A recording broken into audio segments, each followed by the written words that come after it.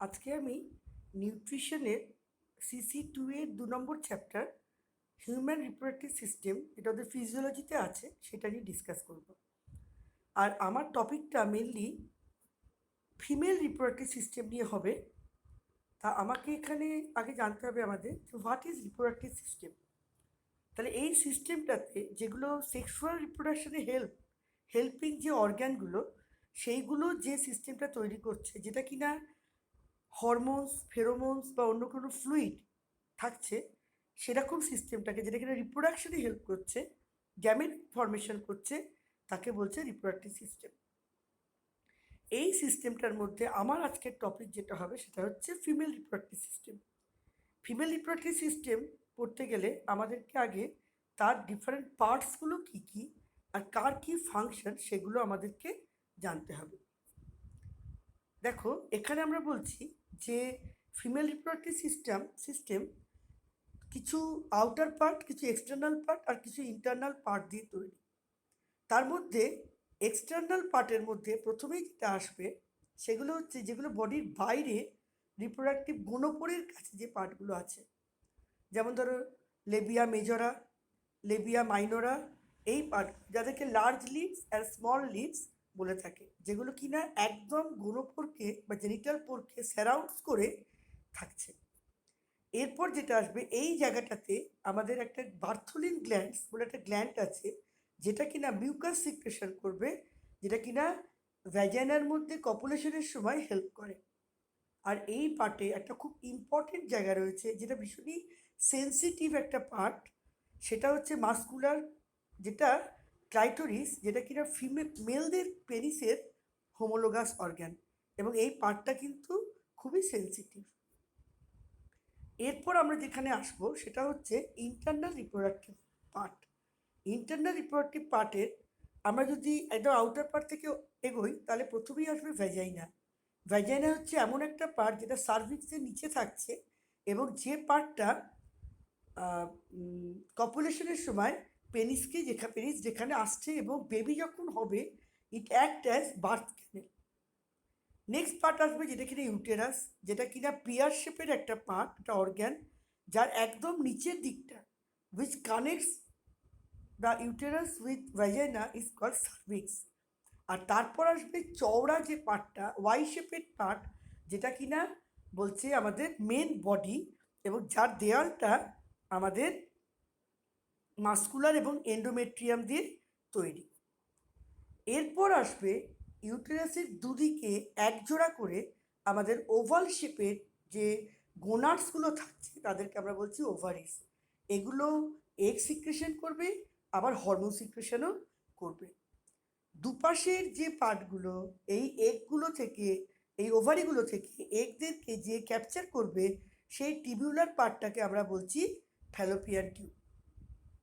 এই ফ্যালোপিয়ান টিউবের different parts আছে এবং প্রত্যেকটা পার্টের আলাদা আলাদা ফাংশন আছে। আর এই ফ্যালোপিয়ান টিউবটা একদম আউটার পার্টে ফিমব্রি থেকে শুরু হয়ে একদম ইউটেরাসের আগে পর্যন্ত থাকবে, এবং ফার্টিলাইজেশন কিন্তু এখানেই হবে। এই ছবিটাতে আমরা একটুখানি দেখাতে চেয়েছি যে ওভারি আর ফিমব্রিগুলো কেমন করে ওভামটাকে ক্যাপচার করে, এবং সেই ওভামটাকে ক্যাপচার করে ফার্টিলাইজেশন করে কেমন করে ব্লাস্টোসিস্টটা গড়িয়ে গড়িয়ে চলে আসছে এবং ইউটেরাইন ওয়ালে ইমপ্ল্যান্টেশন হয়ে যাচ্ছে। এটা ওভারি আর ইউটেরাসের পার্টটা দেখানোর জন্য এই ছবিটা দিয়েছি। নেক্সট আমাদের আসবে যাকে বলে কিনা উজেনেসিস। উজেনেসিস মানে কি না, the process by which in female reproductive system এগের জেনারেশনটা হচ্ছে, মানে এগ তৈরি হচ্ছে, সেই প্রসেসটাকে আমরা বলছি উজেনেসিস।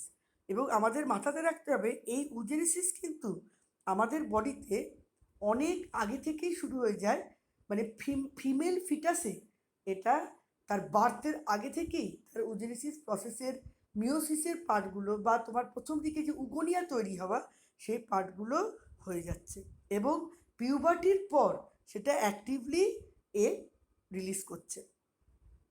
এই ছবিটাতে আমি একটু দেখানোর চেষ্টা করেছি যে উগোনিয়ামগুলো, দেখো এখানটাতে যে বলেছে বিফোর বার্থ উগোনিয়াম যেটা কিনা ডিপ্লয়েড থাকে, সেইটা তোমার অনেক প্রাইমারি উসাইট তৈরি করে এবং এইভাবেই চাইল্ডহুডের পর কাজটা চলবে এবং প্রাইমারি উসাইটটা সেকেন্ডারি উসাইট পর্যন্ত হয়ে যাবে আফটার পিউবার্টি। আফটার পিউবার্টির পর যখন কিনা ফার্টিলাইজেশন হবে তখন এই সেকেন্ডারি উসাইটটা তোমার তার ফার্দার যে তার ডেভেলপমেন্ট মানে মিওসিসের যে বাকি ডেভেলপমেন্টগুলো মিওসিস টু সেটা কিন্তু তারপর হবে এবং এই সময়তে জাইগোট হবে এবং এই উজেনেসিসের সময় ডিভিশনগুলো কিন্তু আনইকুয়াল হবে। একটা বড় লার্জ এগ হবে আর স্মলার পার্ট যেগুলো হবে তাদেরকে বলে পোলোসাইট বা পোলার বডি। এবং এই সঙ্গে আমি পাশে দেখাতে চেয়েছি যে এই এগটা কেমন করে primary oocyte, secondary oocyte, Graafian follicle, primary follicle থেকে গ্রাফিয়ান ফলিকুল হয়ে ওভুলেশন হয় সেইটা এখানটাতে দেখাতে চেয়েছি। এটা আমরা আবার পরে পড়বো মেনস্ট্রুয়াল সাইকেলের সময়। এবার হচ্ছে যে কতগুলো এগ আমাদের টোটাল তৈরি হয়। দেখো ফিটাল লাইফের সময়তে বলছে 5 থেকে 6 থেকে 7 মিলিয়ন আমাদের এগ তৈরি হয় এবং তারপর এইটা কিন্তু পিউবার্টির পর সেটা কমে আসে এবং সেটা 300,000 আমাদের পরিমাণে হচ্ছে এবং আমাদের প্রত্যেক মান্থে কিন্তু একটা করেই ম্যাচিওর ওভার কিন্তু রিলিজ করে এবং এইটা পুরো আমাদের মানে মেনার্ক থেকে মেনোপজ, মেনার্ক মানে যখন আমাদের পিউবার্টি শুরু হচ্ছে, মেনস্ট্রুয়েশন সাইকেলটা শুরু হচ্ছে তখন থেকে আর মেনস্ট্রুয়েশন সাইকেলের স্টপেজ পর্যন্ত সাফিসিয়েন্ট এগ তৈরি হয়।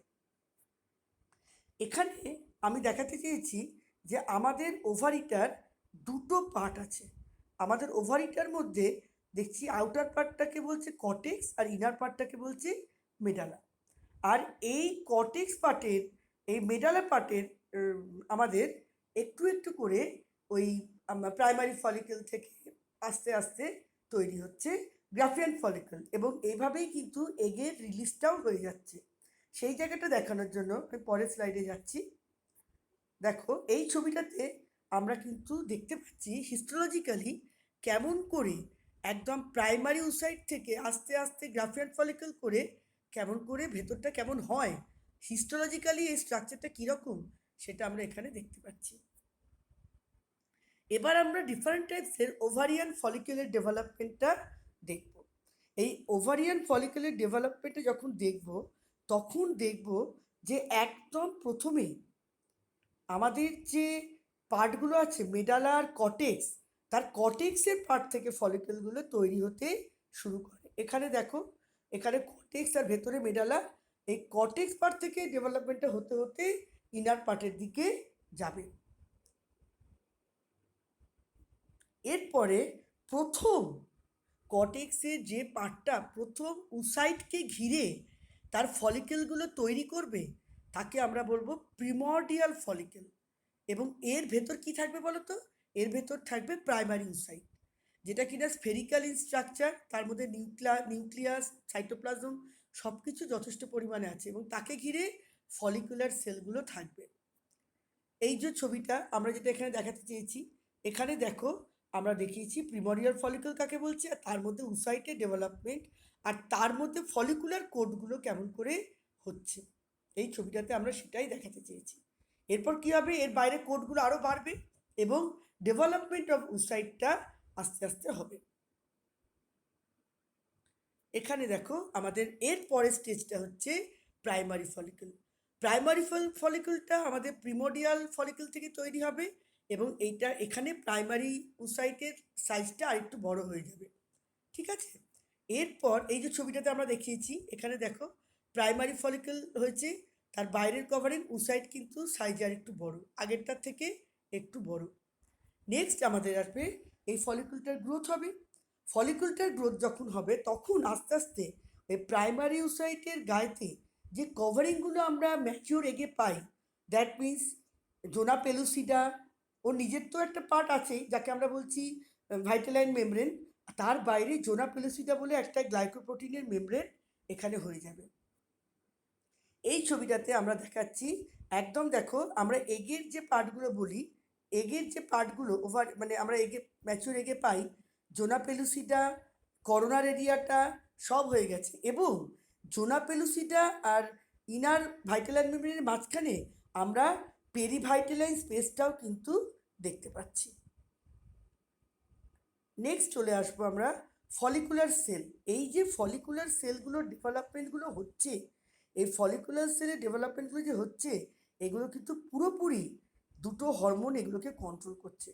একটা হচ্ছে, আমরা জানি আমরা যখন মেনস্ট্রুয়েশনের ফেজগুলো পড়বো তখনও দেখব যে এফএসএইচ আর এলএইচ এই দুটো হরমোন কিন্তু follicle stimulating hormone. That means it stimulates the follicular cell proliferation.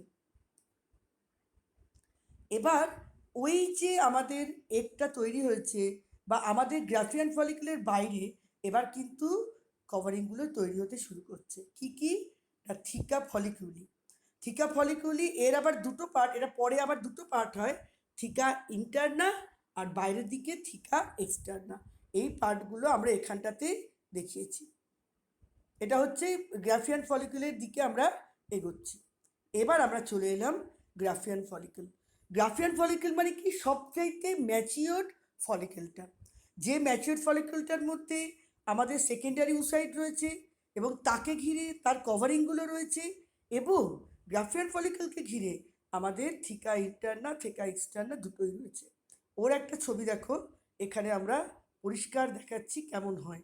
এবং এই সময়তে ওর মধ্যে একটা ফাঁকা ফাঁকা স্থান কিন্তু তৈরি হয়, যাকে আমরা বলছি অ্যান্ট্রাম। এই অ্যান্ট্রামটার মধ্যে একটা লিকার থাকে, একটা লিকুইড পার্ট থাকে, যাকে আমরা বলি লাইকার ফলিকুলি। তাহলে দেখো এখানটাতে আমরা এর পরের ছবিটাতে আসছি, যে এইটা হলো আমার একটা, এই ছবিটা তোমরা পরে প্র্যাকটিস করে নেবে। এটা হচ্ছে আমার একটা ম্যাচিওর গ্রাফিয়ান ফলিকুলের ছবি, এবং এখানে আমি আউটার কভারিংগুলো, অ্যান্ট্রাম এবং তার ভেতরে কেমন করে সেকেন্ডারি উসাইডটা তৈরি হয়ে আছে সেগুলো বুঝতে পারছি। নেক্সট আমাদের যে স্লাইডটা আসবে, যে হোয়াট ইজ ওভুলেশন। কারণ ম্যাচিওরিটি হয়ে যাওয়ার পরেই এবার এগটা আস্তে আস্তে ওখান থেকে রিলিজ করে আস্তে আস্তে ফিমরির মাধ্যমে ওটা ফ্যালোপিয়ান টিউবের দিকে চলে যাবে। তাহলে the process of releasing the mature ovum from Graafian follicle is called ovulation. এবং এই সময় কিন্তু ওর বাইরের কভারিংগুলো কমপ্লিটলি তৈরি হয়ে যায়। আর লাস্টে আমরা যখন দেখব যে ওই স্টেজগুলোর যখন ছবিটা আমরা দেখব, এই রিলিজের পর কি তৈরি হয় না, যে গ্রাফিয়ান ফলিকল থাকে সেই গ্রাফিয়ান ফলিকলটা এগ রিলিজের পর একটা ইয়েলো মাসে পরিণত হয়। এবং ইয়েলো মাসটা কি? লিউটিন বলে এখানে একটা পিগমেন্ট থাকে, যে পিগমেন্টটা থাকার জন্য এর নাম হচ্ছে কর্পাস লুটিয়াম। এবং কর্পাস লুটিয়ামের সবচেয়ে ইম্পর্টেন্ট কাজ হচ্ছে এই কর্পাস লুটিয়াম প্রোজেস্টেরন সিক্রেট করে আমাদের মেনস্ট্রুয়েশন সাইকেলটাকে কন্ট্রোল করে এবং সেটা ওই এন্ডোমেট্রিয়ামের দেয়ালটাকে তৈরি করে। এখানে আমরা একটা, দেখো এখানে আমরা কর্পাস লুটিয়ামের একটা ছবি দেখিয়েছি, যে কেমন করে একটা রিলিজ হয়ে গেছে এবং কর্পাস লুটিয়ামটা একটা এন্ডোক্রিন গ্ল্যান্ডে পরিণত হয়েছে। এরপর হচ্ছে, এবার ও যখন প্রোজেস্টেরন রিলিজ করছে তখন আমাদের হচ্ছে লুটিয়াল ফেজ, এবং এই লুটিয়াল ফেজের পর আমরা দেখব যে আমাদের কর্পাস অ্যালবিক্যান্স হয়ে যাচ্ছে, ওই ইয়েলো কালারটা আস্তে আস্তে চলে যাচ্ছে, এবং এরপর এই লুটিয়াম এটা তোমার ডিসইন্টিগ্রেট হয়ে যাচ্ছে এবং এটা সাদা বর্ণে পরিণত হচ্ছে। এখানে আমরা কর্পাস অ্যালবিক্যান্সের ছবিটা দেখিয়েছি, সাদা হয়ে গেছে। নেক্সট আমাদের যেটা আসবে সেটা হচ্ছে মেনস্ট্রুয়াল সাইকেলে এবার কি হচ্ছে না, এখানে আমাদের এগটা রিলিজের পর ফলিকেলগুলো আস্তে আস্তে ডিজেনারেটস করছে এবং সেগুলো মেমব্রেনের গা বরাবর চলে আসছে। এখানে দেখো আমি একটা অ্যাট্রিয়াল একটা ফলিকুলের অ্যাট্রিয়েটিক ফলিকুলের একটা ছবি দেখিয়েছি, যার মধ্যে কিছু মাসই এখানে আমাদের নেই। এবার আমরা চলে আসবো মেনস্ট্রুয়াল সাইকেল। মেনস্ট্রুয়াল সাইকেল না বললে আমাদের ফিমেল রিপ্রোডাক্টিভ সিস্টেমটা ইনকমপ্লিট থেকে যাবে। এই ছবিটা ভীষণই ইম্পর্টেন্ট এবং তোমাদের পরীক্ষাতে দেয়। এখানে আমরা তিনটে জিনিসকে একসঙ্গে দেখাচ্ছি। একটা হচ্ছে আমরা দেখাচ্ছি এন্ডোমেট্রিয়ামের লেয়ারটা কেমন করে পরপর তৈরি হচ্ছে, আর একটা হচ্ছে আমরা দেখিয়েছি একটার মধ্যে ফলিকুলার ডেভেলপমেন্টটা কেমন করে হচ্ছে, কর্পাস লুটিয়াম কোন সময় বেরোচ্ছে, আর একটা দেখিয়েছি এই সময় হরমোনের কি কি রিলিজ হচ্ছে, বুঝতে পারলে? দেখো আমরা ডেটাকেও দেখিয়ে দিয়েছি। ডেটাকে দেখিয়ে দিয়েছি মানে আমরা যে total follicular phase, luteal phase দেখিয়েছি, এর আগে পরে আরও দুটো ফেজ আছে। একটা হচ্ছে যখন মেনস্ট্রুয়েশন সাইকেলটা চলছে তাকে আমরা বলছি মেনস্ট্রুয়াল ফেজ। আমরা ওটা এবার আমরা ডিটেলসটাতে যাব, যে ডিটেলসে কি কি হচ্ছে, কোন কোন ফেজ এই সাইকেলটাতে রয়েছে। তাহলে এটা একটা সাইকেল যেটা কিনা ম্যাচিওর ফিমেলে আফটার পিউবার্টি মান্থলি একটা রিলিজ হয়, যাকে পিরিয়ডস বলে বা মেনস্ট্রুয়েশন বলে। এই সাইকেলটা কারো কারোর 35 দিনও হতে পারে, কারো 21 দিনও হতে পারে, এটা একটু ভ্যারি করে। আর এর সঙ্গে রিলেটেড যে হরমোনসগুলো রয়েছে সেই হরমোনসগুলো হচ্ছে যেগুলো ওভারি থেকে বেরোয়, ইস্ট্রোজেন আর প্রোজেস্টেরন। আর পিটুইটারি থেকে যে হরমোনগুলো বেরোয় সেগুলো হচ্ছে এফএসএইচ, এলএইচ, এই হরমোনগুলো। এই হরমোনগুলো এগুলোকে সবাইকে কন্ট্রোল করে হাইপোথ্যালামাস। ঠিক আছে, তাহলে দেখো এর কি কি ফেজ আছে। এই মেনস্ট্রুয়েশন সাইকেলের ফেজগুলো কি কি না, মেনস্ট্রুয়েশন হওয়ার পর ফলিকুলার ফেজ, তারপর ওভুলেটরি ফেজ, তারপর লুটিয়াল ফেজ। এখানে আমরা দেখিয়েছি মেনস্ট্রুয়েশন কাকে বলছে না, 1 থেকে 5 দিন পর্যন্ত এই সাইকেলের আমরা দেখছি যে কন্টিনিউয়াস এন্ডোমেট্রিয়াম লেয়ারটা শেডিং হয়, মানে দেহ থেকে থ্রু ভ্যাজাইনা এটা বডি থেকে বেরিয়ে আসে। লাইনিং, ইউটেরাসের যে এন্ডোমেট্রিয়ামের লাইনিংটা ব্লাড সমেত, মিউকাস সমেত বেরিয়ে আসে, একে বলছে মেনস্ট্রুয়েশন। এইটা হওয়ার পর 5 দিনের পর আবার তার নেক্সট মানে সাইকেলের জন্য ও তখন প্রিপেয়ার হয়। এই সময় কোনটা ঘটে না, এফএসএইচ হরমোনের প্রভাবে এই সময় ওই প্রাইমারি ফলিকল থেকে গ্রাফিয়ান ফলিকল পর্যন্ত, মানে মোটামুটি 5 থেকে 12 দিন 13 দিন পর্যন্ত হচ্ছে আমাদের ফলিকুলার ফেজ। আমি তোমাদের পরে পিডিএফগুলো পাঠিয়ে দেবো। নেক্সট হচ্ছে ওভুলেশন।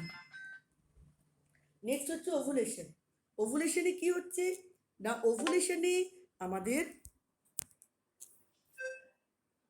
এই কেমন করে the release of ovum from mature Graafian follicle. এবং এই সাইকেলটা শুধুমাত্র চলবে আমাদের ওই 3টে দিন। কখন না, যখন কিনা আমাদের 13, 14, 15 যে টাইমটা আমরা পেয়েছি ওভুলেটারি ফেজ, ওইটুকু ওই 3 দিনের জন্যই আমাদের এই ফেজটা চলবে। এবং এটা একদম পুরো সাইকেলের মাঝখানে। সাইকেলটা যদি 30 দিন বা 28 দিনের হয় তাহলে 14-15 টাইমটা হচ্ছে আমাদের ওভুলেশন। এবং এই ওভুলেশনটা আমাদের কিন্তু হাইপোথ্যালামাস থেকে এই পুরো জিনিসটাকে কন্ট্রোল করে জিএনআরএইচ। আমরা এন্ডোক্রিন সিস্টেম পড়ার সময় বলেছিলাম জিএনআরএইচ গোনাডোট্রপিক হরমোন, যে কিনা এই বাকি পিটুইটারি হরমোনগুলোকে কন্ট্রোল করে। এই সময়তে আমরা ওই গ্রাফটাতে দেখলাম এই সময়টাতে আমাদের এলএইচের পরিমাণটা হাইয়েস্ট লেভেলে থাকে, সবথেকে বেশি ওভুলেশন হবে। এবং এই সময় ইস্ট্রোজেন সবচাইতে বেশি থাকবে। এবং সবচাইতে বেশি কনসিভ করার টাইম মানে ফার্টিলাইজেশন হওয়ার টাইম কিন্তু এই সময়তেই হয়।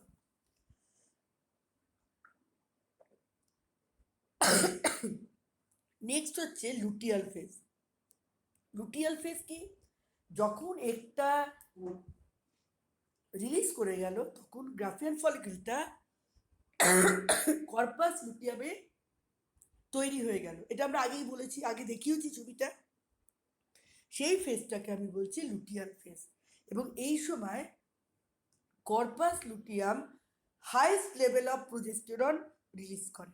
এবং প্রোজেস্টেরনের রিলিজের ফলেই এই সময় ইউটেরাসের যে ওয়ালটা, এন্ডোমেট্রিয়ামটা প্রচণ্ডভাবে ব্লাড ভেসেলস, মিউকাস দিয়ে পুরো তৈরি হয়ে থাকে ফর ফার্টিলাইজেশন।